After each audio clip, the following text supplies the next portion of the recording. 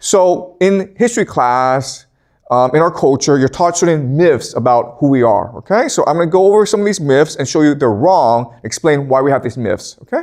So the first myth is that we are materialistic. We like money, sex, and power. Okay? The truth of the matter is that throughout most of human history, we had three goals or three concerns. The first is that we have a religious impulse and we want to express this religion through art, through music, through dance.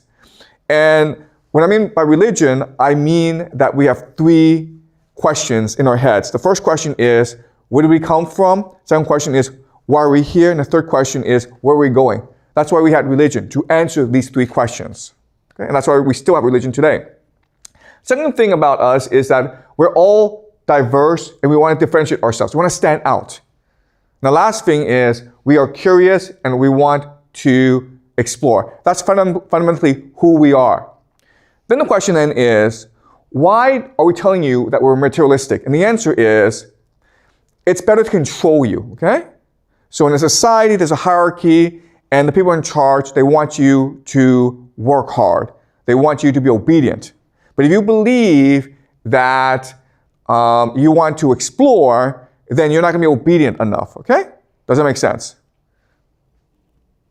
Okay, second myth is, and this is going to be hard for you to understand, what you're taught is that the nuclear family, father, mother, children, that's the most natural human unit.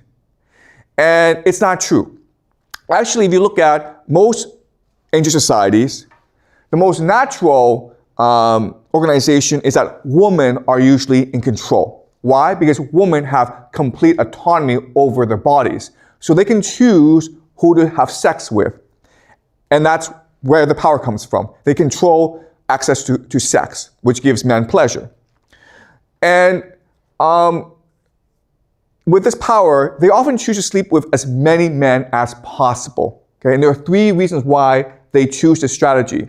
The first is, it's fun, okay? It gives them pleasure to have sex with as many men as possible. That's number one. Number two is, women are really good at negotiating politics, and they use sex as a political strategy. So if two guys are fighting each other, she has sex with both, and then voila, they're best friends now, okay? So women are very good at managing emotions through sex, okay? And then number three is the most important. If you're a woman, you want to make sure that all your children grow up successfully. They don't die, okay? And they're happy and they're healthy. So from your perspective, it's in your advantage to hide paternity, to hide the fact who the father is. Why? Because now all the men in the village, in the community, are responsible for raising a child. Because no one knows who the real father is, so everyone assumes that I could be the father, okay? And this is historically how societies are usually organized, with the woman in charge. And as such, societies tend to be very egalitarian because women don't really care about status and power. They care about harmony and balance. And the question then is, why did we change? And there's actually a very simple reason.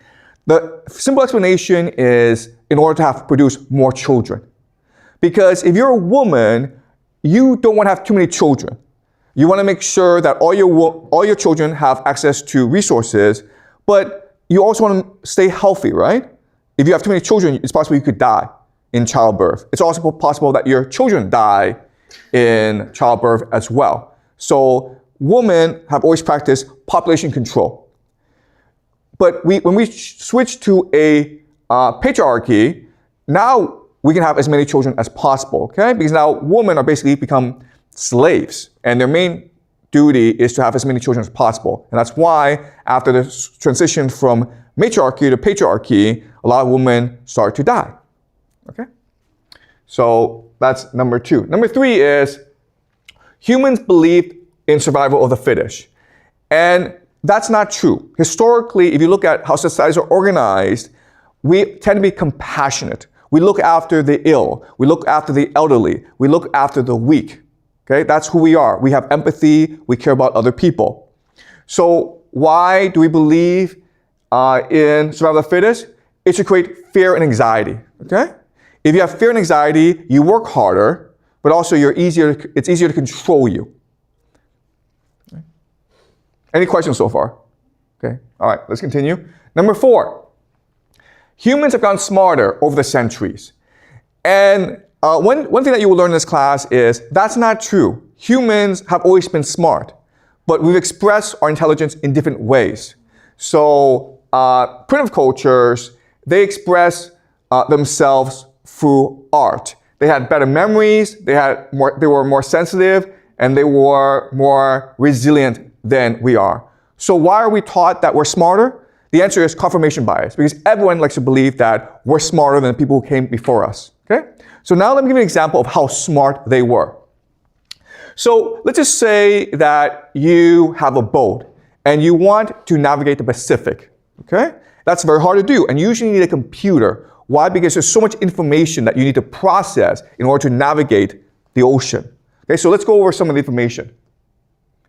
All right, so these are the Polynesian people. What's amazing about them is they settled the entire Pacific. Wherever there's an island, they had a settlement. And this is a testament to our desire to explore the world, okay? What is fascinating is how they did this, because if I were to put you in a boat in the Pacific, you'll probably die, okay? And that's true for most people. So the question then is, how do they navigate the Pacific? Well, what they did was this. They built boats that allow them to navigate the Pacific, but as you can see, these are not large boats, okay? So they had to get to an island fairly quickly.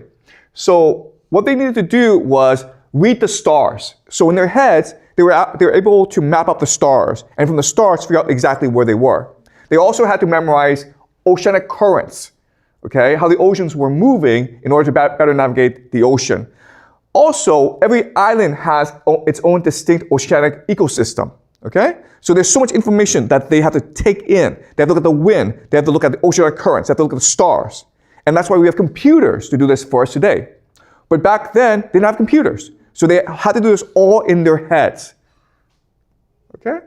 And they had some maps that helped them, okay? So this is a map of the stars, and this is a map of the oceanic currents. But they were all doing this in their head. And what's really amazing is, while they were out in sea, they couldn't sleep, okay? They had to keep track of all this information to know exactly where they were. If they fell asleep, the navigator fell asleep, they got lost, and then they died. Okay? That's the power of the human imagination. Okay, last myth. We evolved from apes. And the truth is that we are imaginative and we can choose our own evolution. Okay? So you're taught in school about the theory of evolution, how we evolved from apes. And maybe our bodies evolved from apes, but our minds did not. Our minds come from somewhere else. Okay? So why are you taught we evolved from apes? It's to justify the power hierarchy, okay? Right? The people in charge are just stronger and better and more fit than we are.